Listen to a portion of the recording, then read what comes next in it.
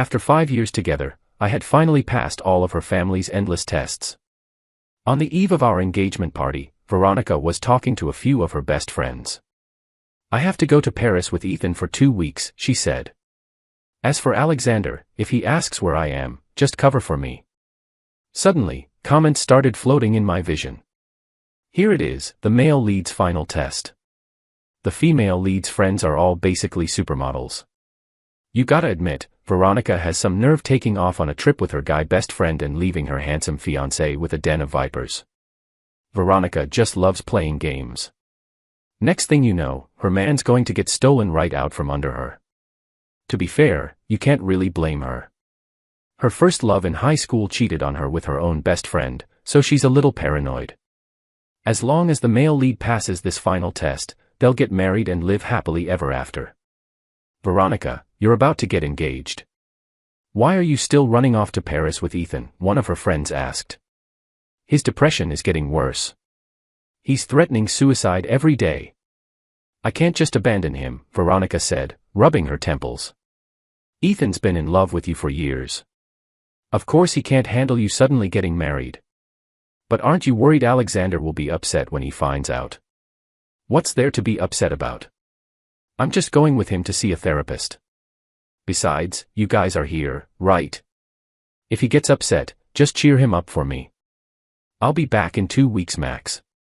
She's so clueless, asking her own friends to look after her fiancé.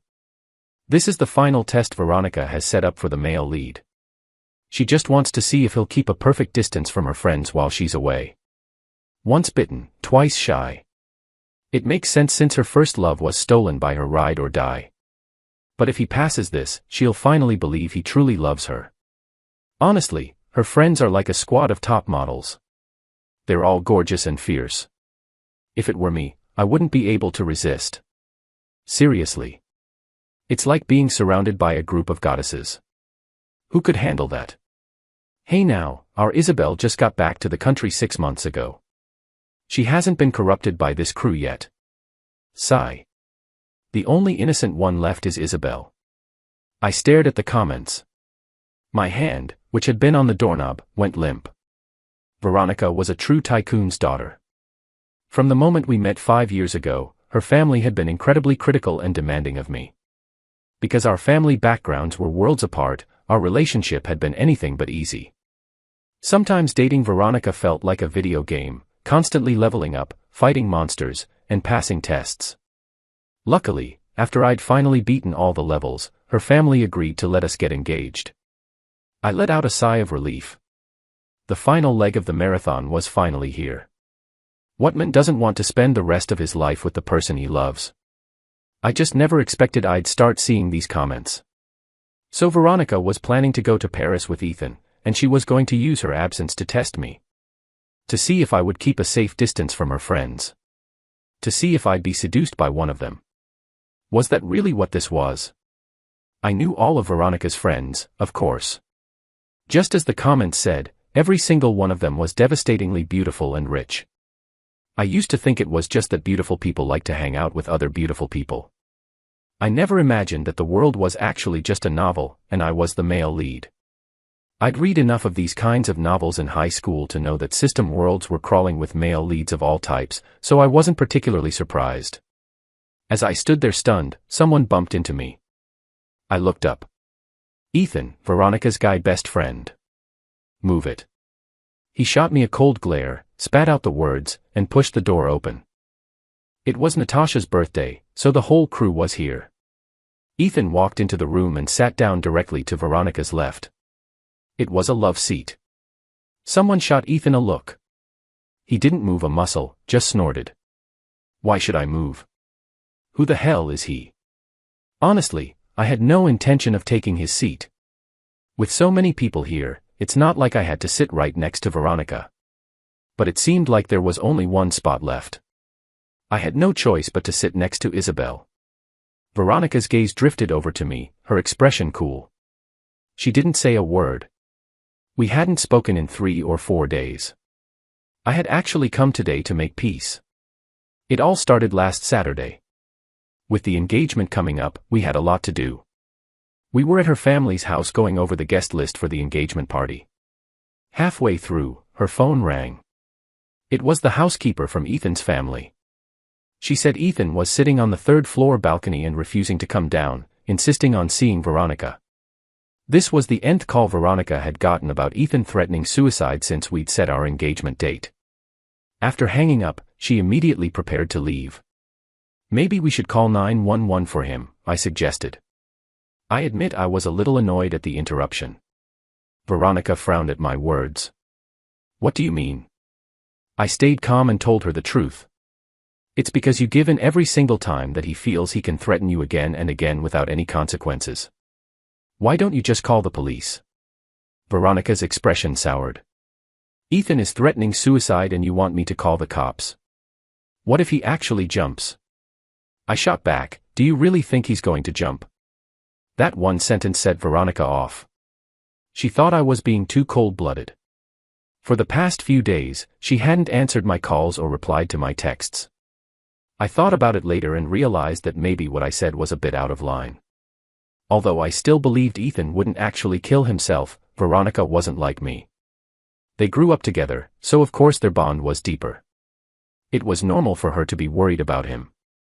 So after finding out they were all gathering here tonight, I came over on my own initiative, hoping to smooth things over with her. Bored, someone suggested we play a dice game. First round, Ethan lost. The penalty was a drink. Veronica, I don't want to drink. Can you drink it for me, he said, his voice laced with dependence. Veronica naturally took the glass from him and downed it in one go. Second round, Ethan lost again. His voice got even softer. Veronica. Veronica ended up drinking 4 or 5 glasses for him. When it was my turn for a penalty drink, someone laughed and said, Alexander, you don't have to drink. Let Veronica take it for you. Ethan's face immediately fell, full of displeasure. No. Veronica can't drink anymore. I looked at Ethan. He looked right back at me, his gaze direct and challenging. I could even feel him openly trying to assert dominance over me.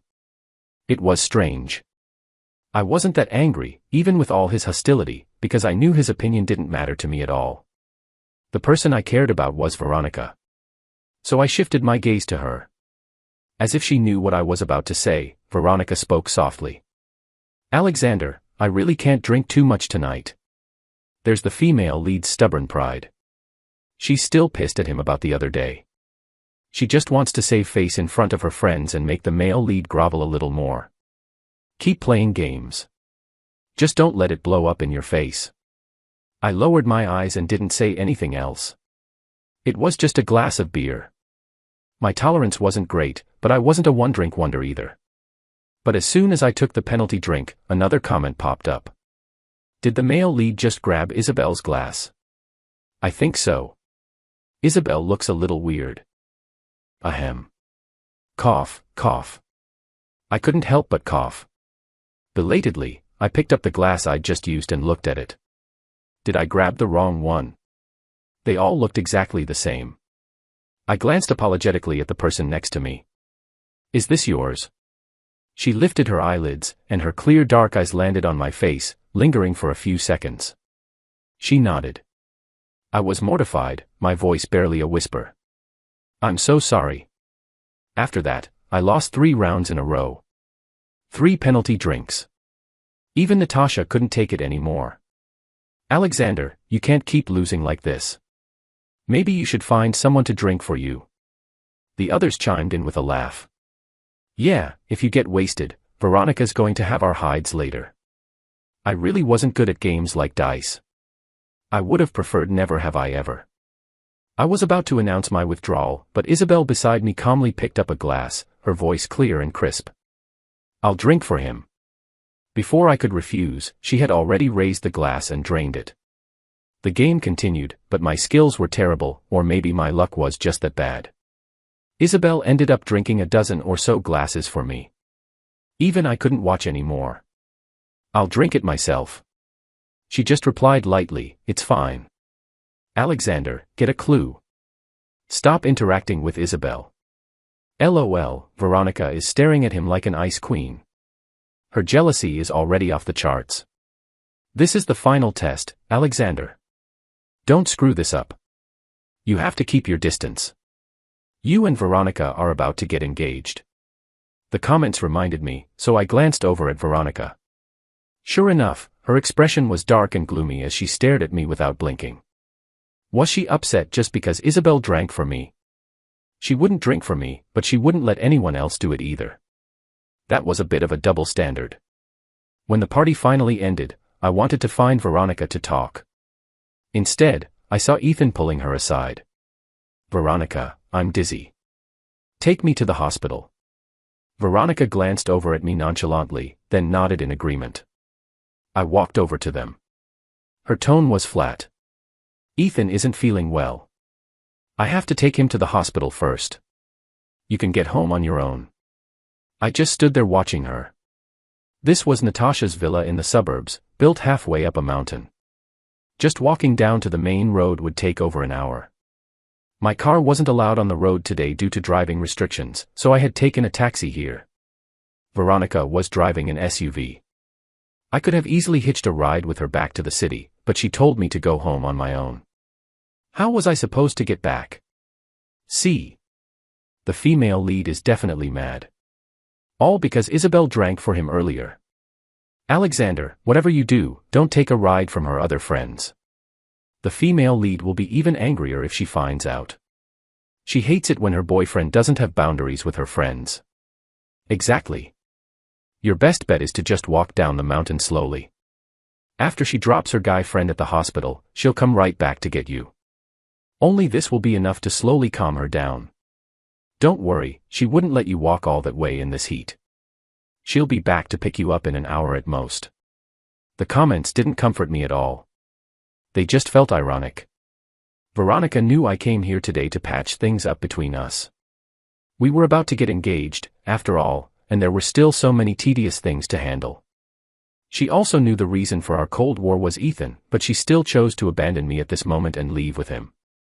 All because her friend drank for me during a game. But didn't Veronica herself drink several glasses for Ethan? She wanted me to maintain boundaries with her friends, yet she was so close with her own guy best friend. A ridiculous smile touched my lips. It was 100 degrees out, and I was supposed to walk slowly down the mountain. Was she crazy? I didn't wait for Veronica to come back for me, nor did I take a ride from any of her friends. I called an Uber and went home. After that day, I didn't rush to send Veronica any more long apologetic texts. She was busy, of course. Based on the comments that popped up from time to time, I knew she had gone to Paris with Ethan. My silence probably came as a relief to her. A couple on the verge of engagement, still in a Cold War. We were probably the only ones. Saturday morning, I was at the office when I suddenly got a call from my neighbor, an older woman, saying my mother had been taken to the hospital after coughing up blood. My heart skipped a beat in terror. I hurriedly requested time off and rushed to the hospital. The attending physician gave me a long-winded explanation. My mind was a complete fog, but two words cut through: lung cancer. How could that be possible? My mom was still so young, not even 50. The doctor added that thankfully it was caught early. If she had surgery soon and it went well, her 5-year survival rate could be very high. I clung to that like a lifeline, asking frantically, surgery? Okay, how much money do I need to get ready? The estimate is around 50,000. Hearing that, I rushed home to scrape the money together. My mom had been frugal her whole life. After divorcing my dad a few years ago, she used her savings to buy this small 2-bedroom apartment. The renovations cost a lot, and she didn't have much left. All told, it wasn't more than 5,000. My salary was decent, but I had only been working for a little over a year and had recently bought a car. My savings were only about 15,000. You never realize how little money you have until you desperately need it.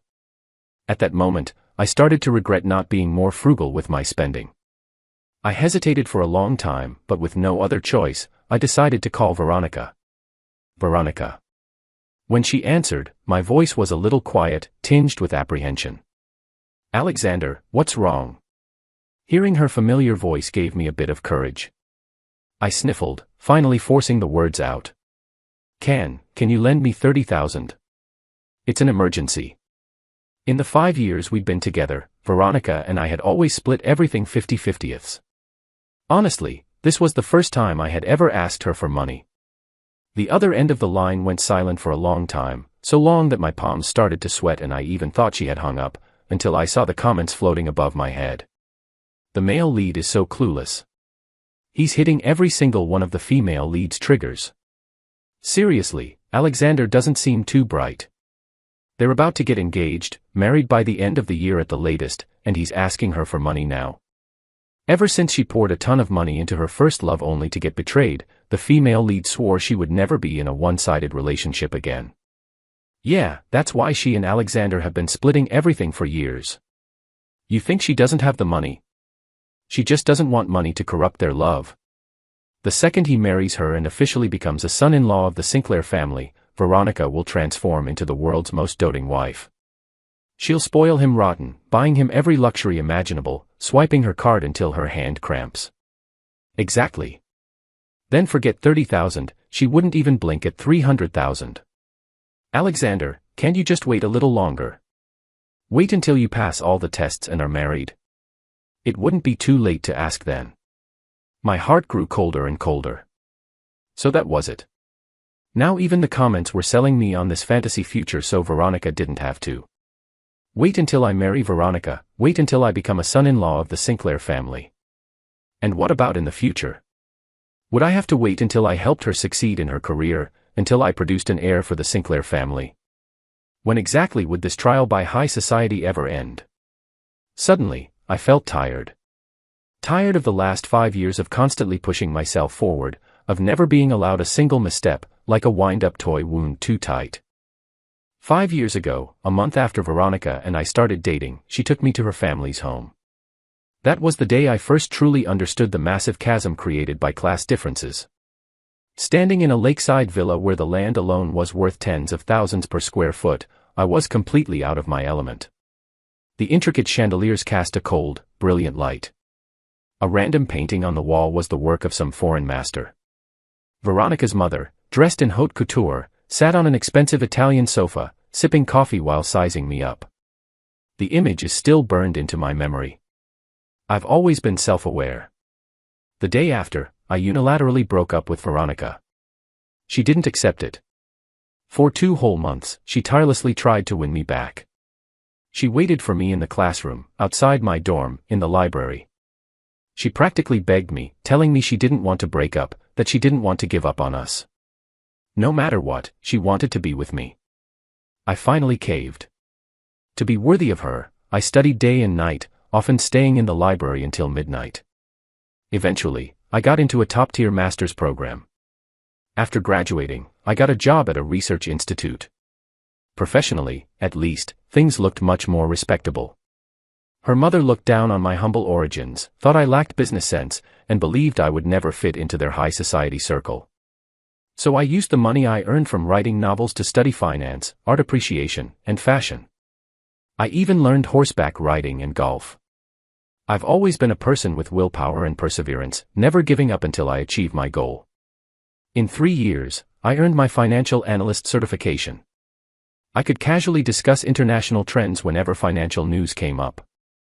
When it came to fashion, I developed my own unique insights and style. At parties, whether I encountered a business mogul or a piece of antique art, I could hold a confident conversation. Gradually, the look in Veronica's mother's eyes grew more and more satisfied. She often brought me to various business receptions. I handled them all with ease. Whether I was talking to a corporate executive or an industry leader, I could quickly find common ground and build a rapport. Finally, the Sinclair family relented and agreed to let me and Veronica get engaged. At that moment, I was genuinely happy. After 5 years, I had finally conquered the mountain of social class and successfully met my love at the summit. But when I reached the top, I learned that this wasn't the happy ending. There were still thorns and tests here too. And if I kept going, people would continue to lay uncertain landmines for me in the future. There was no telling when one would blow up in my face. So be it. I didn't want to go any further. There's a saying that's true, there's no point in trying so hard to fit into a circle where you don't belong. Why did the male lead hang up? Good news, the female lead is starting to hesitate. She really does love Alexander. Alexander, maybe you should call again. She might say yes this time. I didn't call back. After considering it for just a minute, I decided to sell my car. If that wasn't enough, I'd sell the 2-bedroom apartment too. Plenty of people rent these days. We could rent too. Worst case, after the surgery, once Mom was a bit stronger, we could take the money from the sale and move into our old family house in the countryside. The air is good there, the cost of living is low. It wouldn't be a bad place to live. Once I made the decision, I quickly contacted a used car dealership. They gave me a quote. The car could sell for about $6,000. Next, I listed the apartment with a real estate agent. I became incredibly busy, running back and forth between the office, the hospital, and home. Meanwhile, my mom was actively undergoing treatment, preparing for the upcoming surgery. 9 o'clock at night. After chatting with my mom in her hospital room for a while, I waited for her to fall asleep before getting ready to go home. I took the elevator down to the hospital's underground parking garage. After the ding, I suddenly remembered that I had sold my car to the dealership yesterday. Seriously. I shook my head at myself, about to press the button to go back up to the first floor, but I noticed the person next to me hadn't moved. She seemed to be looking at me. I instinctively turned my head and saw a vaguely familiar face. Isabel. I was a little confused. What was she doing here? Isabel looked at me, her expression also one of surprise. Since we knew each other, it was only natural to say hello. Realizing this, I managed a faint smile. Fancy seeing you here. She nodded slightly. Alexander, what are you doing here? She was younger than me, and in our few previous meetings, she had always called me by my first name. My mom's a patient here, I explained. Isabel paused, as if not expecting that answer. What floor is your aunt on? The 6th floor. She seemed to realize something and asked again, is it serious? I nodded. The doctor said it's lung cancer. The elevator fell silent for a moment. Seeing she wasn't moving, I asked, are you heading out? I need to go up. Isabel's gaze lingered on my face, a look of confusion in her eyes. Aren't you going to your car? I felt a bit embarrassed and rubbed my forehead. I just forgot. I sold my car yesterday. Then how are you getting home? I'll take the bus or a taxi. Her tone softened, and her next words surprised me. I'll give you a ride. It was pretty awkward. I had no idea where this sudden act of kindness from Ms. Isabel was coming from. I kept my head down, scrolling through my phone, pretending to be busy. Suddenly, a voice cut through the silence. Have you been okay these past few years, Alexander? My scrolling thumb froze. My eyes remained fixed on the screen for a few seconds before I slowly looked up at the girl in the driver's seat. I didn't think she'd even remember me. In the 6 months since we'd reconnected, she had barely said more than a few words to me, and her gaze had never lingered on me for more than a second. I had assumed she'd forgotten all about me. Yeah, I'm doing well. We hit a red light, and Isabel turned to look at me. Her onyx-like eyes were dark and bright. When she looked at me, her expression was sincere and focused. She hadn't changed much. She still had that same vibrant, picture-perfect look from her teenage years. She had always been a beautiful girl. I remembered that line from the comments earlier. I had to admit, all of Veronica's friends were absolutely stunning. What about you? How have you been? I returned the polite pleasantry. Isabel held the steering wheel with one hand, her expression distant, as if she had to think carefully before answering. Just so. This topic seemed to have run its course. After a moment, she added, I never thought you'd end up being Veronica's boyfriend. I smiled. I never thought you two would know each other. After that, neither of us spoke again. We hadn't seen each other in years, after all, and we didn't really know what to talk about. At the entrance to my apartment complex, as I was getting out of the car, Isabel suddenly looked at me and said seriously, Alexander, what's your phone number now? I paused, unconsciously pursing my lips, and recited a string of numbers. She nodded and then drove off. A couple of days later, I got a call from the attending physician. He told me that a top thoracic surgeon happened to be in a neighboring city for an academic conference. Their hospital had sent my mom's scans to this expert, and as soon as the conference ended next Tuesday, he would come to Chicago to personally perform my mom's surgery. He told me to get ready. I was completely shocked. Because of my mother's illness, I had been researching all sorts of information these past few days. I knew the medical expert he was talking about. He was indeed the top authority in this field in the country. I never imagined someone so renowned would agree to operate on my mom. Are you serious? You're not mistaken, are you? He chuckled on the other end of the line. Of course. Would our Director Chen lie? Director Chen. I think I understood. No wonder Isabel was there yesterday. I hadn't realized her father was the director of the hospital. This was like a pie falling from the sky. For the first time, I saw the power of connections. After hanging up, I wanted to call Isabel immediately, but I realized I didn't seem to have her number. I had to let it go. After work, I was talking to the real estate agent about the apartment. My phone rang again. This time, it was Veronica's mother. Alexander, tomorrow's Saturday. How come you haven't come over yet? I held the phone, choosing my words carefully. Veronica's grandmother went to a nearby temple to pray every Saturday. The old woman was getting on in years, and tasks like copying scriptures were a bit strenuous for her. Not long after Veronica and I got together, her mother handed this glorious task over to me. Every Friday night without fail, I would go to the Sinclair family's house to spend the night, and then on Saturday morning, I would accompany Grandma Sinclair to the temple for vegetarian meals, prayers, and scripture copying. I'm sorry, Mrs. Sinclair, but I won't be able to accompany Grandma to the temple this week. There was a moment of silence on the other end. She probably hadn't expected that answer. Veronica's mother's voice went up an octave, sounding displeased. You can't. What are you doing? I have something to do. What could be more important than accompanying Grandma to the temple? I didn't say anything. Alexander, Grandma was just talking about you tonight. Can you bear to disappoint her? I knew why she was trying so hard to persuade me, because if I didn't go, the burden would fall on her. Copying scriptures was no easy task. You had to sit there for most of the day with perfect posture and neat handwriting. By the end of the day, a sore back was a common occurrence. I'm sorry, Mrs. Sinclair. I really don't have time this week. I have to go. Goodbye. I arrived at the hospital. The attending physician must have told my mom the good news. She seemed to be in an exceptionally good mood. She ate a large bowl of rice and a small bowl of soup. I took her for a walk downstairs. Finally tired, she fell into a deep sleep. I was getting ready to go home. As I got into the elevator, I instinctively scanned the inside. I didn't see Isabel. I walked out of the hospital and was about to hail a cab when an unknown number lit up my phone screen. I instantly guessed who it was. After I answered, a vaguely familiar voice came through. Are you heading home? As if by some sixth sense, I started looking around. Yeah. Where are you?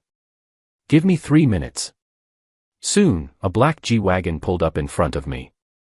I got in the car. Have you eaten? Isabel asked. A little. You. She didn't answer right away. It dawned on me. You haven't eaten yet. Why don't I treat you? What do you want to eat? I had no idea how to thank her, so I could only offer what little I could. Isabel let out a soft her fingers tapping lightly on the steering wheel as if considering something. Finally, she said 2 words. Noodles. The next thing I knew, I was at Isabel's place, making her noodles. As the tomatoes and beef slices tumbled in the rich broth, Isabel leaned against the kitchen island and started a conversation. Why so late today? I went to see my real estate agent, I replied casually. What for? I thought about it.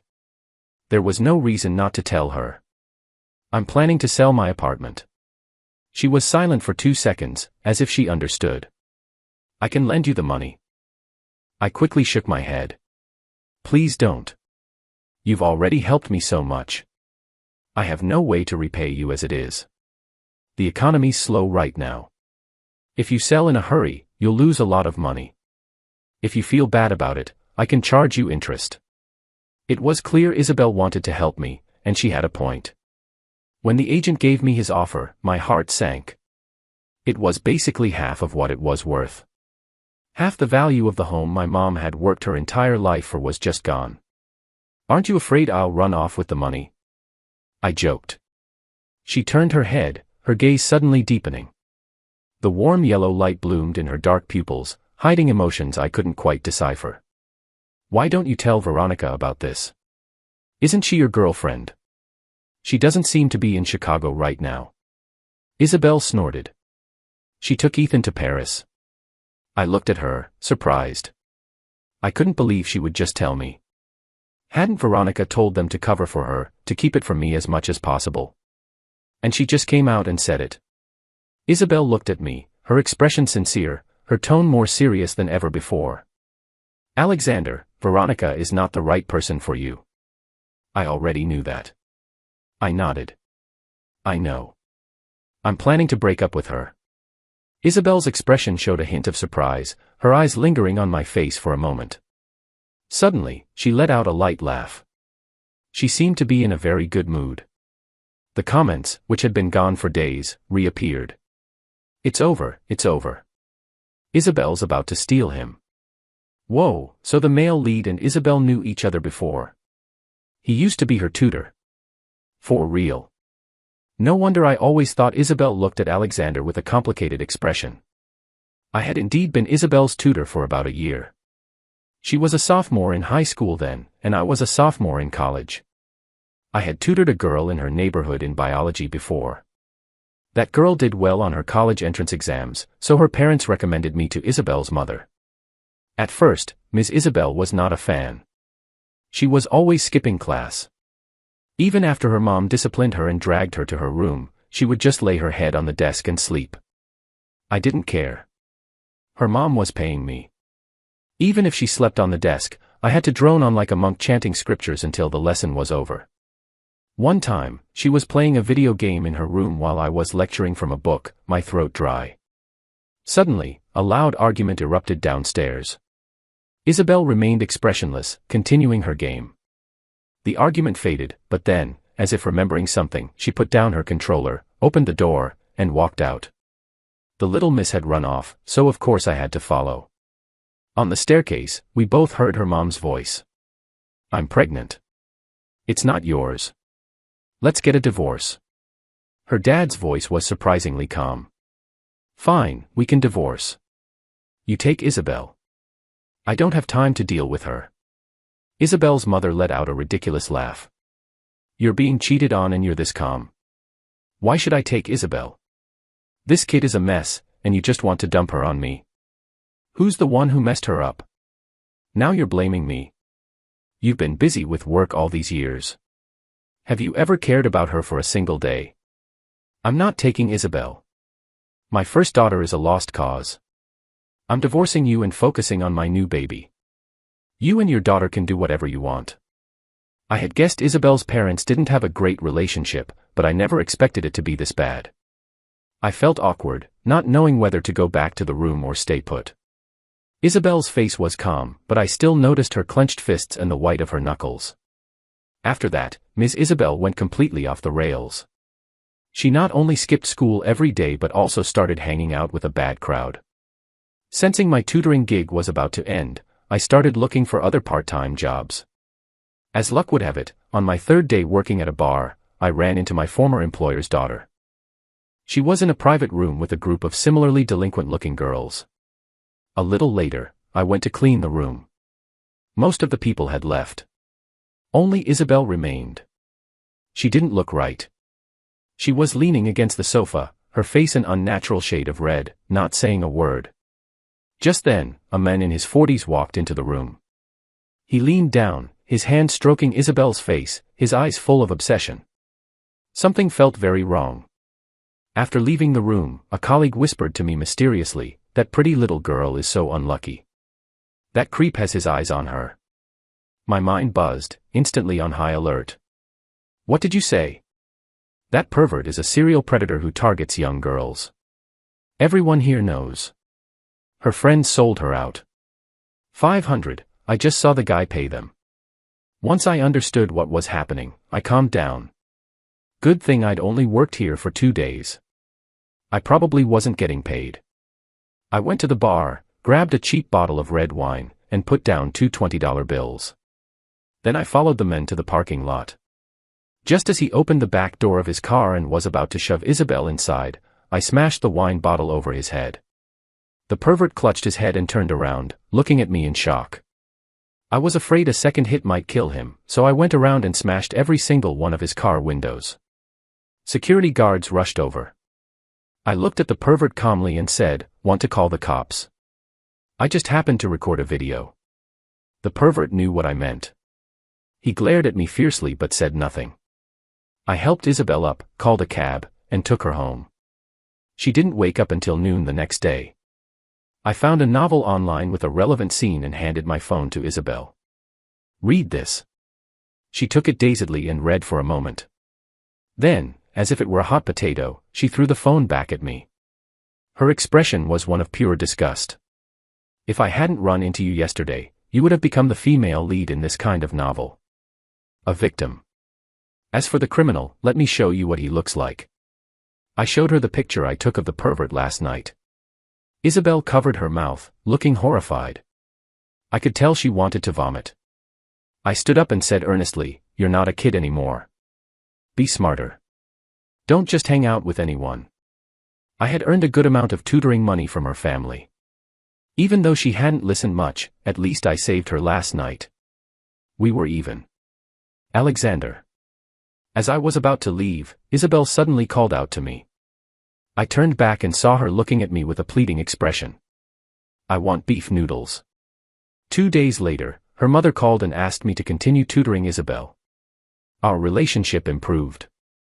She started paying attention in class and studying seriously. I discovered she was actually very smart. Once she focused, her grades skyrocketed. One time, after explaining a problem to Isabel, I gave her a pop quiz. Then, without realizing it, I fell asleep at the desk. I don't know how long I slept. When I woke up, I found Isabel, chin in hand, staring at me intently. I don't know if I was groggy from sleep or what, but I didn't move. I just stared back at her. We looked at each other for a long time. "Alexander." She suddenly leaned closer, calling my name, a radiant smile on her lips. "What?" I mumbled. "If I can get into your university, will you promise me one thing?" I was about to ask her what it was, but the words died on my lips. There was a sound at the door. I turned my head reflexively. Isabel's mother was standing by the door, her eyes dark and heavy, just watching us. I had no idea how long she had been there. I suddenly had a very bad feeling. Sure enough, the next day, Mrs. Chen found me and told me I didn't need to tutor Isabel anymore. She also gave me $5,000 to buy my phone number and all my messaging accounts. This was a mother with a very strong sense of crisis. $5,000. I had no reason to refuse. To be honest, I felt a little guilty, because absolutely nothing had happened between me and Isabel. I had basically just scammed her out of $5,000. I kept my promise and never contacted Isabel again, until 6 months ago at a party. Veronica said she wanted to introduce me to one of her best friends who had just returned to the country. That was the first time we had seen each other in 6 years. My mom's surgery was scheduled for Wednesday afternoon. The famous surgeon seemed to be good friends with Director Chen. He was even more friendly when he saw Isabel. "I haven't seen you in years, Isabel. You've grown so beautiful. You haven't changed a bit, Dr. Morrison." Isabel was very modest. He patted her shoulder warmly. "Such a beautiful young lady. Do you have a boyfriend?" "Alexander." Isabel's voice was clear, her eyes on me. After a 2-second delay, I realized she was calling me and quickly walked over. Isabel naturally linked her arm with mine. "Dr. Morrison, this is my boyfriend, Alexander. The patient you're operating on today is actually his mother. We're counting on you." I caught on. At a time like this, of course I had to play along. Dr. Morrison, thank you so much for taking the time out of your busy schedule to perform my mother's surgery. I don't even know what to say to express my gratitude. Thank you for your hard work. Dr. Morrison's face lit up with understanding. So that's how it is. The surgery lasted 5 hours. It went smoothly. The attending physician said that with proper post-op therapy, my mother's 10-year survival rate could be as high as 70%, and even a 20-year survival was possible.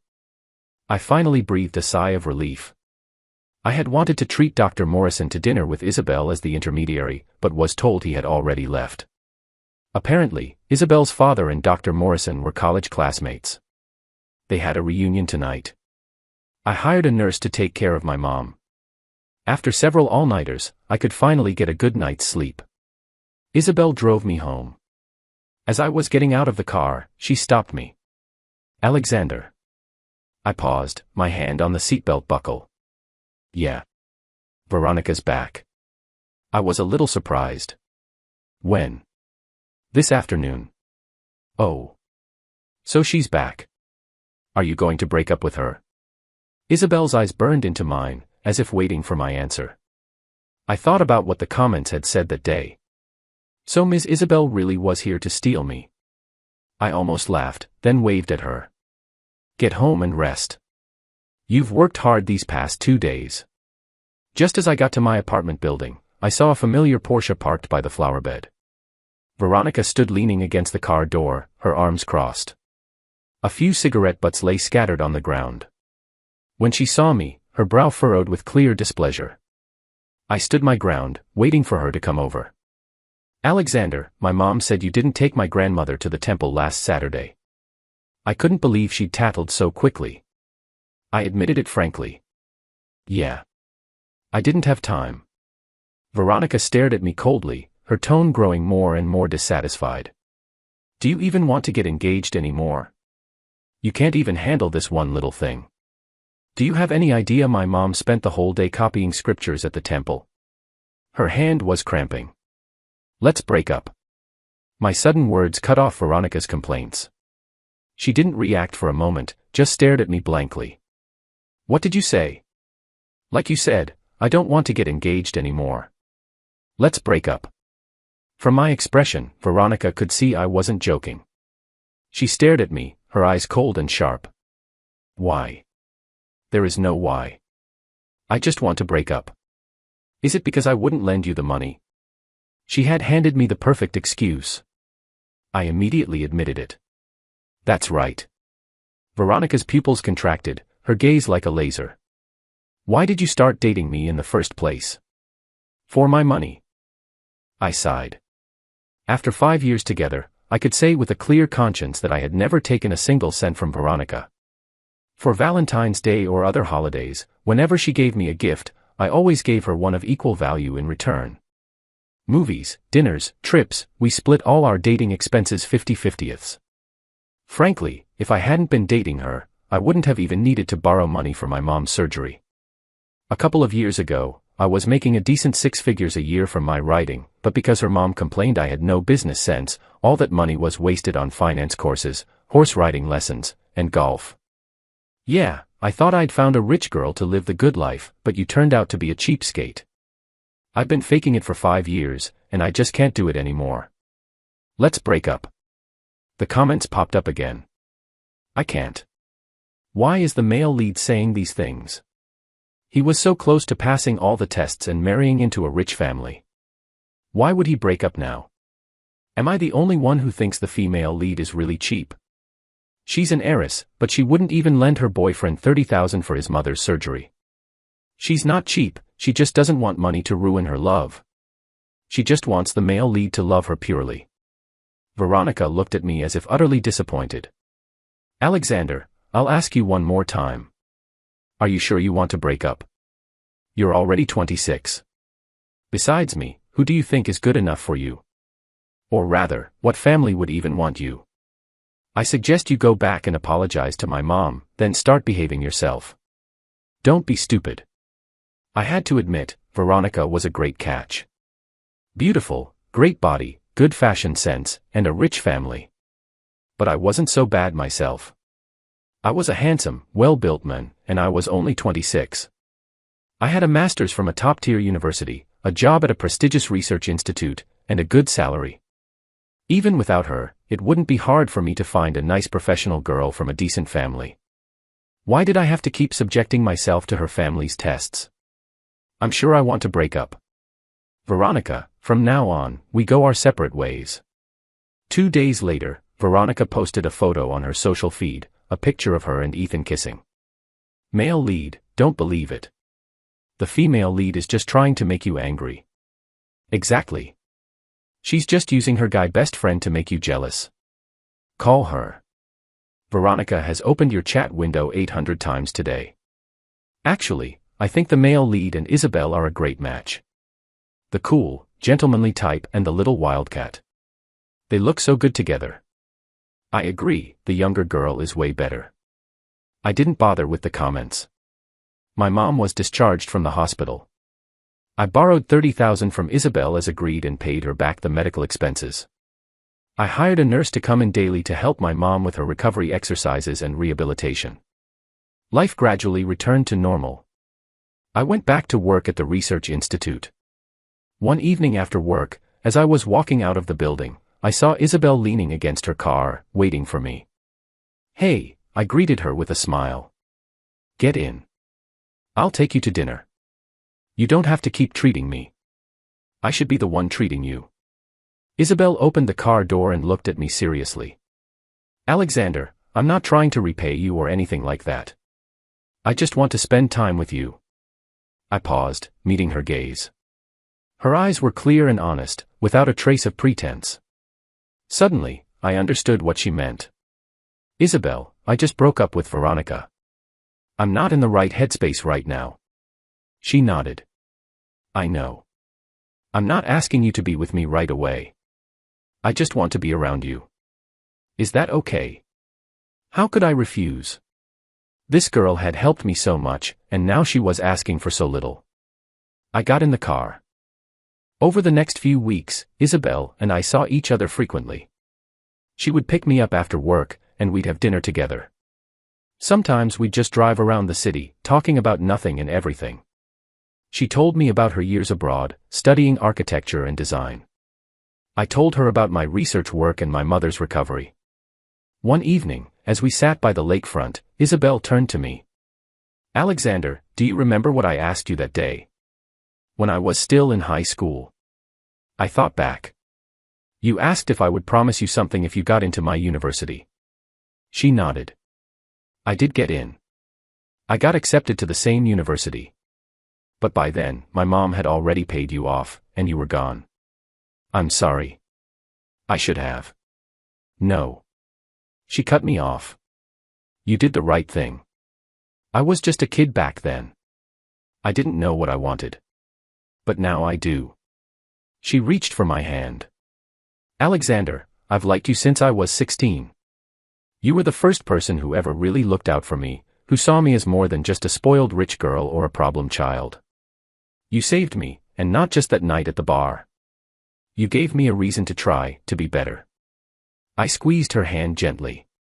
Isabel, you did all that yourself. I just showed up at the right time. Then show up now, she said softly. Not as my tutor or my friend, but as the person I want to build a life with. I looked at this remarkable young woman beside me. She wasn't the rebellious teenager I'd once known. She had grown into someone strong, independent, and incredibly kind. Someone who had helped me when I needed it most, expecting nothing in return. I'm not going to lie, I said carefully. I'm still healing from Veronica. It's going to take time.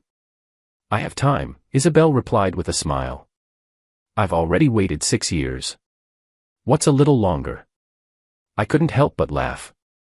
You're something else, you know that. I know. She leaned her head on my shoulder. And so are you. The comments flickered back into view. Yes. I knew it. Isabel and Alexander are endgame. This is so much better than the original pairing. The male lead finally chose the right person. Forget Veronica. Isabel is where it's at. For once, I found myself agreeing with the comments. 3 months later, my mother's health had improved significantly. The doctors were optimistic about her long-term prognosis. I had moved us into a comfortable rental apartment near the hospital, and I'd managed to save up a decent amount again. Isabel and I had officially started dating. She never pressured me, never made demands. She just showed up, consistently and reliably, like the sunrise. Her family approved of us. Director Chen even joked that he'd known I was a good kid since the day I saved his daughter from that predator. One Saturday afternoon, Isabel and I were at a cafe when Veronica walked in with Ethan. Our eyes met across the room. She looked different, tired, maybe, or just older. Ethan had his arm possessively around her waist. Veronica walked over to our table. Alexander. Isabel. Veronica, I replied calmly. So it's true. You two are together. Her voice was neutral, but I could see something flickering in her eyes. Regret. Jealousy. I couldn't tell. Yes, Isabel said simply, her hand finding mine on the table. Veronica stared at our intertwined fingers. I hope you're happy. We are, I said honestly. I hope you are too. She let out a bitter laugh. My family doesn't approve of Ethan. They say he's unstable, that I'm making a mistake. But I don't care anymore. I'm tired of trying to please everyone. I felt a pang of sympathy. Then don't. Live for yourself, Veronica. Not for your family, not for anyone else. She looked at me for a long moment, then nodded. Take care of yourself, Alexander. She glanced at Isabel. Both of you. As she walked away, Isabel squeezed my hand. You okay? I nodded. Yeah. I really am. And I was. For the first time in 5 years, I wasn't trying to be someone I wasn't. I wasn't taking tests or proving my worth. I was just being Alexander, a man with a good job, a recovering mother, and a girlfriend who loved him for exactly who he was. The comments appeared one last time. The male lead made the right choice. This is the real happy ending. Sometimes failing the test is actually passing it. Alexander and Isabel forever. I smiled and looked at Isabel.